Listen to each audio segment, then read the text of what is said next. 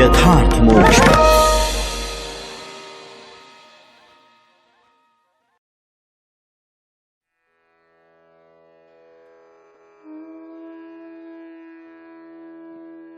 हिरण्यकशिपु ने कहा, चिरंजीव बेटा प्रहलाद, इतने दिनों में तुमने गुरुजी से जो शिक्षा प्राप्त की है उसमें से कोई अच्छी सी बात हमें सुनाओ।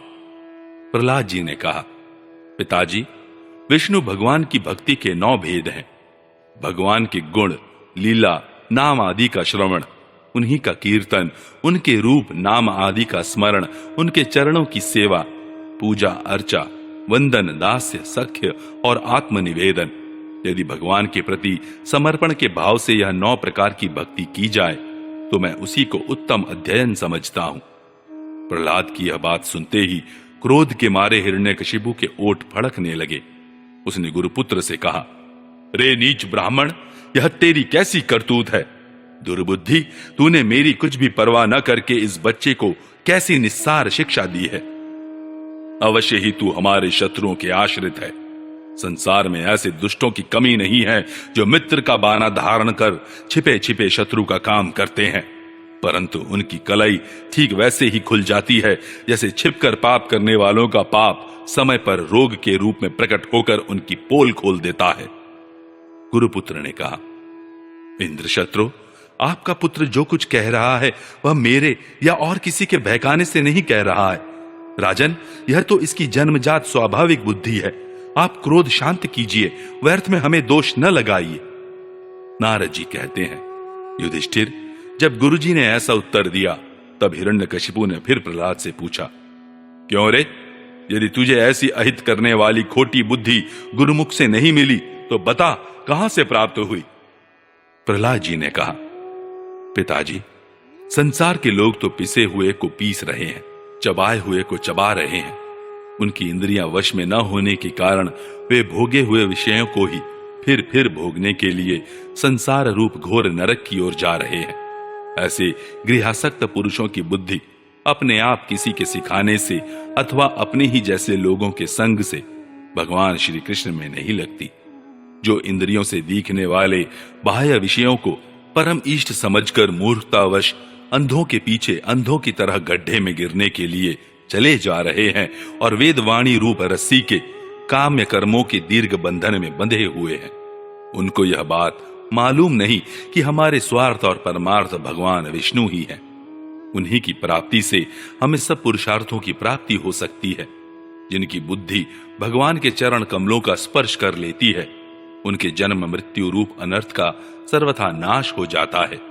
परंतु जो लोग अकिंचन भगवत प्रेमी महात्माओं के चरणों की धूल में स्नान नहीं कर लेते, उनकी बुद्धि काम्य कर्मों का पूरा सेवन करने पर भी भगवत चरणों का स्पर्श नहीं कर सकती। प्रहलाद जी इतना कहकर चुप हो गए। हिरण्यकशिपु ने क्रोध के मारे अंधा होकर उन्हें अपनी गोद से उठाकर भूमि पर पटक दिया। प्रहलाद की बात को वह सह न सका। रोष के मारे उसके नेत्र लाल हो गए। वह कहने लगा, दैत्यो, इसे यहां से बाहर ले जाओ और तुरंत मार डालो। यह मार ही डालने योग्य है। देखो तो सही, जिसने इसके चाचा को मार डाला, अपने सुहृद स्वजनों को छोड़कर यह नीच दास के समान उसे विष्णु के चरणों की पूजा करता है। हो ना हो इसके रूप में मेरे भाई को मारने वाला विष्णु ही आ गया है। अब यह विश्वास के योग्य नहीं है। 5 बरस की अवस्था में ही जिसने अपने माता पिता के दुस्तज्य वात्सल्य स्नेह को भुला दिया, वह कृतज्ञ भला विष्णु का ही क्या हित करेगा? कोई दूसरा भी यदि औषध के समान भलाई करे तो वह एक प्रकार से पुत्र ही है, पर यदि अपना पुत्र भी अहित करने लगे तो रोग के समान वह शत्रु है। अपने शरीर के ही किसी अंग से सारे शरीर को हानि होती हो तो उसको काट डालना चाहिए, क्योंकि उसे काट देने से शेष शरीर सुख से जी सकता है। यह स्वजन का बाना पहनकर मेरा कोई शत्रु ही आया है। जैसे योगी की भोग लोलुप इंद्रियां उसका अनिष्ट करती हैं, वैसे ही यह मेरा अहित करने वाला है। इसलिए खाने, सोने, बैठने आदि के समय किसी भी उपाय से इसे मार डालो। जब हिरण्यकशिपु ने दैत्यों को इस प्रकार आज्ञा दी, तब तीखी दाढ़, विकराल वदन, लाल लाल दाढ़ी मूंछ एवं केशों वाले दैत्य हाथों में त्रिशूल लेकर मारो, काटो, इस प्रकार बड़े जोर से चिल्लाने लगे। प्रहलाद चुपचाप बैठे हुए थे और दैत्य उनके सभी मर्म स्थानों में शूल से घाव कर रहे थे। उस समय प्रहलाद जी का चित्त उन परमात्मा में लगा हुआ था जो मन वाणी के अगोचर, सर्वात्मा, समस्त शक्तियों के आधार एवं परम ब्रह्म है। इसलिए उनके सारे प्रहार ठीक वैसे ही निष्फल हो गए जैसे भाग्यहीनों के बड़े बड़े उद्योग धंधे व्यर्थ होते हैं। युधिष्ठिर, जब शूलों की मार से प्रहलाद के शरीर पर कोई असर नहीं हुआ, तब हिरण्यकशिपु को बड़ी शंका हुई। अब वह प्रहलाद को मार डालने के लिए बड़े हट से भांति भांति के उपाय करने लगा।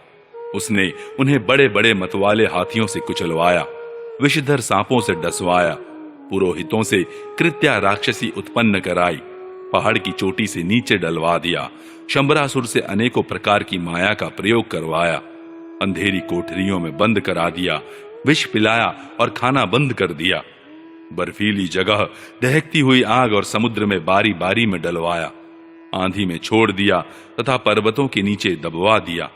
परंतु इनमें से किसी भी उपाय से वह अपने पुत्र निष्पाप प्रहलाद का बाल भी बांका न कर सका। अपनी विवशता देखकर हिरण्यकशिपु को बड़ी चिंता हुई। उसे प्रहलाद को मारने के लिए और कोई उपाय नहीं सूझ पड़ा। वह सोचने लगा, इसे मैंने बहुत कुछ बुरा भला कहा, मार डालने के लिए बहुत से उपाय किए, परंतु यह मेरे द्रोह और दुर्व्यवहारों से बिना किसी की सहायता से अपने प्रभाव से ही बचता गया। यह बालक होने पर भी समझदार है और मेरे पास ही निशंक भाव से रहता है। हो ना हो इसमें कुछ सामर्थ्य अवश्य है। जैसे शुनह शेप अपने पिता की करतूतों से उसका विरोधी हो गया था, वैसे ही यह भी मेरे लिए अपकारों को न भूलेगा। न तो यह किसी से डरता है और न इसकी मृत्यु ही होती है। इसकी शक्ति की थाह नहीं है। अवश्य ही इसके विरोध से मेरी मृत्यु होगी, संभव है न भी हो। इस प्रकार सोच विचार करते करते उसका चेहरा कुछ उतर गया। शुक्राचार्य के पुत्र शंड और अमर्क ने जब देखा कि हिरण्यकशिपु तो मुंह लटका कर बैठा हुआ है, तब उन्होंने एकांत में जाकर उससे यह बात कही, स्वामी, आपने अकेले ही तीनों लोकों पर विजय प्राप्त कर ली। आपके भौहें टेढ़ी करने पर ही सारे लोकपाल कांप उठते हैं। हमारे देखने में तो आपके लिए चिंता की कोई बात नहीं है। भला बच्चों के खिलवाड़ में भी भलाई बुराई सोचने की कोई बात है। जब तक हमारे पिता शुक्राचार्य जी नहीं आ जाते, तब तक यह डर कर कहीं भाग न जाए, इसलिए इसे वरुण के पाशों से बांध रखिए। प्राय ऐसा होता है कि अवस्था की वृद्धि के साथ साथ और गुरुजनों की सेवा से बुद्धि सुधर जाया करती है। हिरण्यकशिपु ने अच्छा ठीक है कहकर गुरुपुत्रों की सलाह मान ली और कहा कि इसे इन धर्मों का उपदेश करना चाहिए जिनका पालन गृहस्थ नरपति किया करते हैं। युधिष्ठिर, इसके बाद पुरोहित उन्हें लेकर पाठशाला में गए और क्रमशः धर्म, अर्थ और काम, इन तीन पुरुषार्थों की शिक्षा देने लगे। प्रहलाद वहां अत्यंत नम्र सेवक की भांति रहते थे, परंतु गुरुओं की वह शिक्षा प्रहलाद को अच्छी न लगी, क्योंकि गुरुजी उन्हें केवल अर्थ, धर्म और काम की ही शिक्षा देते थे। यह शिक्षा केवल उन लोगों के लिए है जो राग द्वेष आदि द्वंद्व और विषय भोगों में रस ले रहे हों। एक दिन गुरुजी गृहस्थी के काम से कहीं बाहर चले गए थे। छुट्टी मिल जाने के कारण समवयस्क बालकों ने प्रहलाद जी को खेलने के लिए पुकारा। प्रहलाद जी परम ज्ञानी थे। उनका प्रेम देखकर उन्होंने उन बालकों को ही बड़ी मधुर वाणी से पुकार कर अपने पास बुला लिया। उनसे उनके जन्म मरण की गति भी छिपी नहीं थी। उन पर कृपा करके हंसते हुए से उन्हें उपदेश करने लगे। युधिष्ठिर, वे सब अभी बालक ही थे, इसलिए राग द्वेष परायण विषय भोगी पुरुषों के उपदेशों से और चेष्टाओं से उनकी बुद्धि अभी दूषित नहीं हुई थी। इसी से और प्रहलाद जी के प्रति आदर बुद्धि होने से उन सब ने अपनी खेल कूद की सामग्रियों को छोड़ दिया तथा प्रहलाद जी के पास जाकर उनके चारों ओर बैठ गए और उनके उपदेश में मन लगाकर बड़े प्रेम से एकटक उनकी ओर देखने लगे। भगवान के परम प्रेमी भक्त प्रहलाद का हृदय उनके प्रति करुणा और मैत्री के भाव से भर गया तथा वे उनसे कहने लगे। छठा अध्याय, प्रहलाद जी का असुर बालकों को उपदेश। प्रहलाद जी ने कहा, मित्रों, इस संसार में मनुष्य जन्म बड़ा दुर्लभ है। इसके द्वारा अविनाशी परमात्मा की प्राप्ति हो सकती है, परंतु पता नहीं कब इसका अंत हो जाए।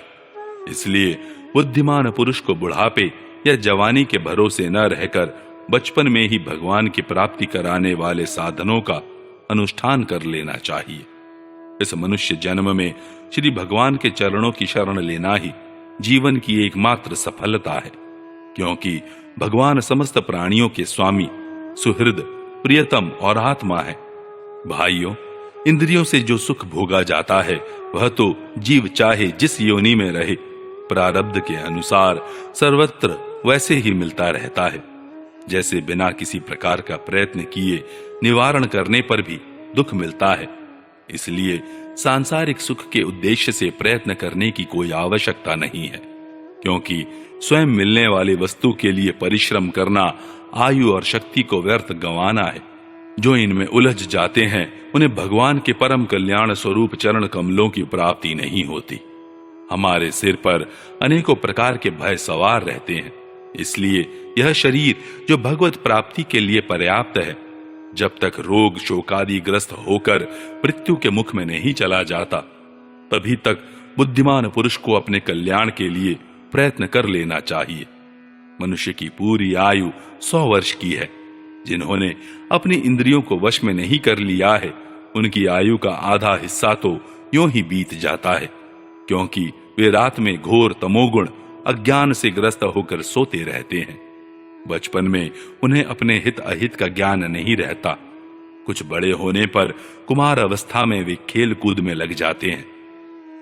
इस प्रकार 20 वर्ष का तो पता ही नहीं चलता। जब बुढ़ापा शरीर को ग्रस लेता है, तब अंत के 20 वर्षों में कुछ करने धरने की शक्ति ही नहीं रह जाती। रह गई बीच की कुछ थोड़ी सी आयु, उसमें कभी न पूरी होने वाली बड़ी बड़ी कामनाएं हैं, बलात् पकड़ रखने वाला मोह है और घर द्वार की वह आसक्ति है जिससे जीव इतना उलझ जाता है कि उसे कुछ कर्तव्य अकर्तव्य का ज्ञान ही नहीं रहता। इस प्रकार बची खुची आयु भी हाथ से निकल जाती है। दैत्य बालकों, जिसकी इंद्रियां वश में नहीं है, ऐसा कौन सा पुरुष होगा जो घर गृहस्थी में आसक्त और माया ममता की मजबूत फांसी में फंसे हुए अपने आप को उससे छुड़ाने का साहस कर सके, जिसे चोर, सेवक एवं व्यापारी अपने अत्यंत प्यारे प्राणों की भी बाजी लगाकर संग्रह करते हैं, और इसलिए उन्हें जो प्राणों से भी अधिक वांछनीय है, उस धन की तृष्णा को भला कौन त्याग सकता है। जो अपनी प्रियतमा पत्नी के एकांत सहवास, उसकी प्रेम भरी बातों और मीठी मीठी सलाह पर अपने को निछावर कर चुका है, भाई बंधु और मित्रों के स्नेह पाश में बंध चुका है और नन्हे नन्हे शिशुओं की तोतली बोली पर लुभा चुका है, भला वह उन्हें कैसे छोड़ सकता है। जो अपनी ससुराल गई हुई प्रिय पुत्रियों, पुत्रों, भाई बहनों और दीन अवस्था को प्राप्त पिता माता, बहुत सी सुंदर सुंदर बहुमूल्य सामग्रियों से सजे हुए घरों, कुल परंपरागत जीविका के साधनों तथा पशुओं और सेवकों के निरंतर स्मरण में रम गया है, वह भला उन्हें कैसे छोड़ सकता है।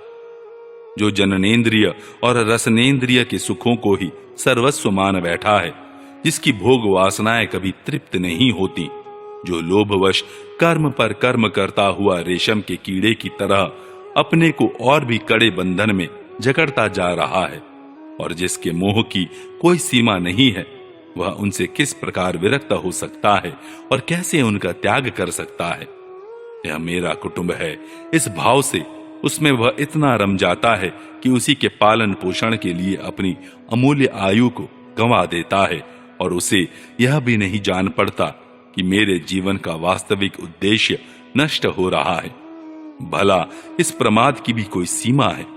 यदि इन कामों में कुछ सुख मिले तो भी एक बात है, परंतु यहाँ तो जहां जहां वह जाता है वहीं वहीं दैहिक, दैविक और भौतिक ताप उसके हृदय को जलाते ही रहते हैं। फिर भी वैराग्य का उदय नहीं होता। कितनी विडंबना है। कुटुंब की ममता के फेर में पड़कर वह इतना असावधान हो जाता है, उसका मन धन के चिंतन में सदा इतना लवलीन रहता है कि वह दूसरे का धन चुराने के लौकिक पारलौकिक दोषों को जानता हुआ भी कामनाओं को वश में न कर सकने के कारण इंद्रियों के भोग की लालसा से चोरी कर ही बैठता है। भाइयों, जो इस प्रकार अपने कुटुंबियों के पेट पालने में ही लगा रहता है, कभी भगवत भजन नहीं करता, वह विद्वान हो तो भी उसे परमात्मा की प्राप्ति नहीं हो सकती, क्योंकि अपने पराये का भेदभाव रहने के कारण उसे भी अज्ञानियों के समान ही तमह प्रधान गति प्राप्त होती है।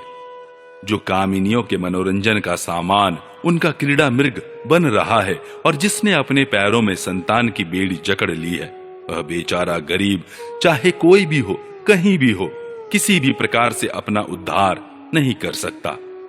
इसलिए भाइयों, तुम लोग विषयासक्त दैत्यों का संग दूर से ही छोड़ दो और आदिदेव भगवान नारायण की शरण ग्रहण करो, क्योंकि जिन्होंने संसार की आसक्ति छोड़ दी है, उन महात्माओं के वे ही परम प्रियतम और परम गति है। मित्रों, भगवान को प्रसन्न करने के लिए कोई बहुत परिश्रम या प्रयत्न नहीं करना पड़ता, क्योंकि वे समस्त प्राणियों के आत्मा है और सर्वत्र सबकी सत्ता के रूप में स्वयं सिद्ध वस्तु है। ब्रह्मा से लेकर तिनके तक छोटे बड़े समस्त प्राणियों में, पंचभूतों से बनी हुई वस्तुओं में, पंचभूतों में, सूक्ष्म तन मात्राओं में, महत्तत्वों में, तीनों गुणों में और गुणों की साम्य अवस्था प्रकृति में एक ही अविनाशी परमात्मा विराजमान है। वे ही समस्त सौंदर्य, माधुर्य और ऐश्वर्यों की खान है। वे ही अंतर्यामी दृष्टा के रूप में है और वे ही दृश्य जगत के रूप में भी है। सर्वथा अनिर्वचनीय तथा विकल्प रहित होने पर भी दृष्टा और दृश्य, व्याप्य और व्यापक के रूप में उनका निर्वचन किया जाता है। वस्तुतः उनमें एक भी विकल्प नहीं है। वे केवल अनुभव स्वरूप, आनंद स्वरूप एकमात्र परमेश्वर ही है। गुणमय सृष्टि करने वाली माया के द्वारा ही उनका ऐश्वर्य छिप रहा है। इसके निवृत्त होते ही उनके दर्शन हो जाते हैं। इसलिए तुम लोग अपने दैत्यपने का, आसुरी संपत्ति का त्याग करके समस्त प्राणियों पर दया करो, प्रेम से उनकी भलाई करो। इसी से भगवान प्रसन्न होते हैं। आदि नारायण अनंत भगवान के प्रसन्न हो जाने पर ऐसी कौन सी वस्तु है जो नहीं मिल जाती। लोक और परलोक के लिए जिन धर्म, अर्थ आदि की आवश्यकता बतलाई जाती है, ये तो गुणों के परिणाम से बिना प्रयास के स्वयं ही मिलने वाले हैं। जब हम श्री भगवान के चरणामृत का सेवन करने और उनके नाम गुणों का कीर्तन करने में लगे हैं, तब हमें मोक्ष की भी क्या आवश्यकता है। यूं शास्त्रों में धर्म, अर्थ और काम, इन तीनों पुरुषार्थों का भी वर्णन है। आत्मविद्या, कर्म कांड, न्याय, दंड नीति और जीविका के विविध साधन, ये सभी वेदों के प्रतिपाद्य विषय हैं। परंतु यदि ये अपने परम हितैषी परम पुरुष भगवान श्री हरि को आत्मसमर्पण करने में सहायक हैं, तभी मैं इन्हें सत्य मानता हूं, अन्यथा ये सब के सब निरर्थक हैं। यह निर्मल ज्ञान जो मैंने तुम लोगों को बतलाया है, बड़ा ही दुर्लभ है। इसे पहले नर नारायण ने नारद जी को उपदेश किया था और यह ज्ञान उन सब लोगों को प्राप्त हो सकता है जिन्होंने भगवान के अनन्य प्रेमी एवं अकिंचन भक्तों के चरण कमलों की धूलि से अपने शरीर को नहला लिया है। यह विज्ञान सहित ज्ञान विशुद्ध भागवत धर्म है। इसे मैंने भगवान का दर्शन कराने वाले देवर्षि नारद जी के मुंह से ही पहले पहल सुना था। प्रहलाद जी के सहपाठियों ने पूछा, प्रहलाद जी, इन दोनों गुरुपुत्रों को छोड़कर और किसी गुरु को तो न तुम जानते हो और न हम। ये ही हम सब बालकों के शासक हैं। तुम एक तो अभी छोटी अवस्था के हो और दूसरे जन्म से ही महल में अपनी मां के पास रहे हो। तुम्हारा महात्मा नारद जी से मिलना कुछ असंगत सा जान पड़ता है। प्रियवर, यदि इस विषय में विश्वास दिलाने वाली कोई बात हो तो तुम इसे कहकर हमारी शंका मिटा दो।